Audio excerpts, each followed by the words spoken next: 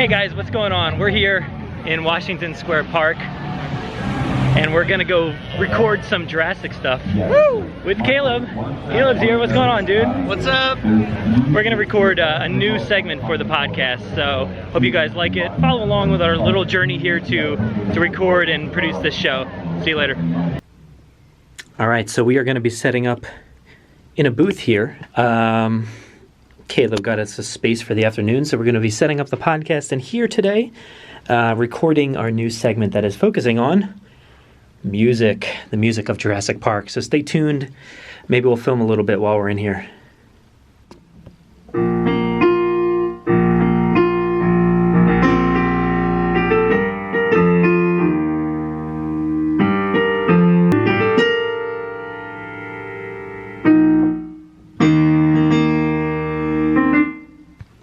So what we're going to do is we're going to record a podcast in here where I'm on this mic over here controlling the computer. I'm going to pull up some tracks, different music from Jurassic Park.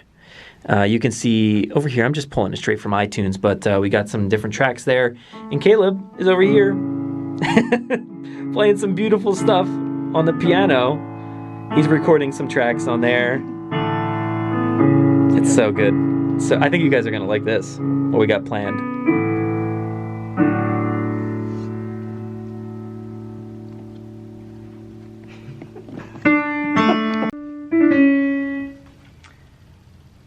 All right, so you recording? Whenever you are ready. I'm going. All right. Do it anyway. 1, 2, 3, clap. What's going on, everybody? We are here in this very murky, swampy Isla Sorna on Site B here today, and it is it's quite disgusting, but we found a nice place to keep cool, and it's clean in here. It's just a random recording studio that we found here on Site B. I don't know where it came from. I don't remember it from the movies, but I've got my friend here, Caleb Burnett. What's going on, dude? What's up, guys? It's South America. It's hot. Something that people I think have been asking about a lot recently is for us to include more discussion on music. You know, we've done quite a bit, I think, over the few years that we've been recording, but nothing like too seriously in depth, nothing like, you know, really analyzing the tracks. We've done a few things, like I said, especially when Jurassic World came out, we kind of took a look at some of those tracks, and we've talked about things here and there, but nothing too deep. I have never really felt that I was capable of doing so by myself, so Caleb came to us and said, you know, hey, do you guys want to do a segment together? And we're doing it. So we're going to do a deep dive for you guys. So we're kind of introducing that segment here today in Site B.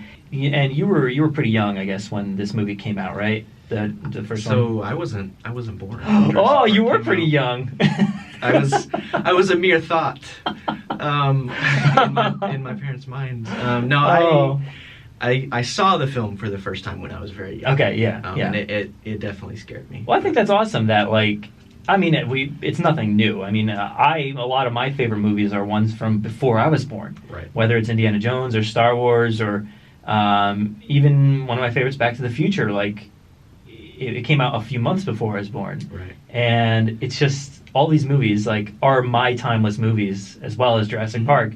And it really doesn't matter when they're made, you know? Right, yeah, that's what I was going to say. It speaks to the timelessness of Jurassic Park, that it can gain fans no matter when they were born. Mm-hmm. So, do you think, like, how much of that is owed to John Williams? If they had brought in a different composer, would it have been as beautiful, or would they have gone a different route? I mean, I don't think John Williams just has this ability, and I've talked about this a lot with people. He has this ability to write these themes and this music that is transcendent. Uh-huh. You can hear it anywhere, apart from the film or with the film, and it just strikes you.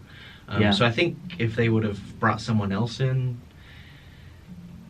it might not be as iconic. I mean, honestly. I mean, take a look at Jurassic Park 3, for instance. Like, we were talking about this before. Like, it obviously heavily weighs upon John Williams' work, but some of the times when it tries to do its own thing, it's really beautiful, but, you know, that's somebody else that tried to tackle, and it didn't really work out as well as John Williams did it. So who knows? I mean, Michael Giacchino's really excelled with it. Yeah. Doing his own thing, definitely away from what John Williams did to a certain extent. So, Yeah, and that's something we're going to talk about in the oh, future. we'll talk about all these things. Yeah, this is just the introduction.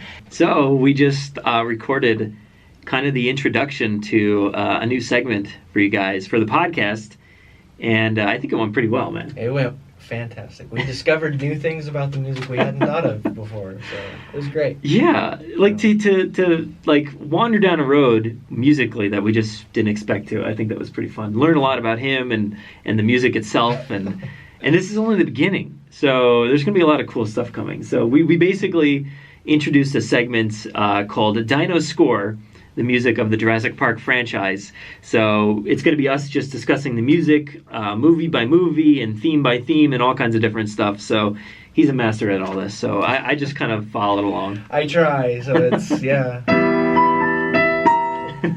But yeah, you'll also hear me fiddling around on the piano. Playing some of my favorite music. I know that is something I've always wanted to get in on the show or here on YouTube, but like, I'm not good at it. I can like put my hands on it and just... But that's about it. I feel so sentimental right now, guys. I wonder why. Yep. Yeah, so stay tuned for Dino Score and also his other segment. He's got a smaller segment called Jurassic Tracks. That'll be coming soon, yeah. So, yeah. This is so awesome. This is psycho. Straight up psycho. Yeah. I don't mean that like as an adjective. It's straight up from the movie Psycho. No, I agree with that. Yeah. Well, and Bernard Herrmann and Stravinsky both are famous for this kind of music, so it's like their baby again. It's so horror movie. It's so awesome. And because like you think about Psycho, it's all about stabbing and then you think about Stiggy is straight up stabbing everybody with the horns on its head. Like it's awesome. And this part, you channel like the Indiana Jones with Owen and everything, and this moment with Owen is just straight up Indiana Jones, like or James Bond or something like that. Oh, you know? Action hero. Yeah.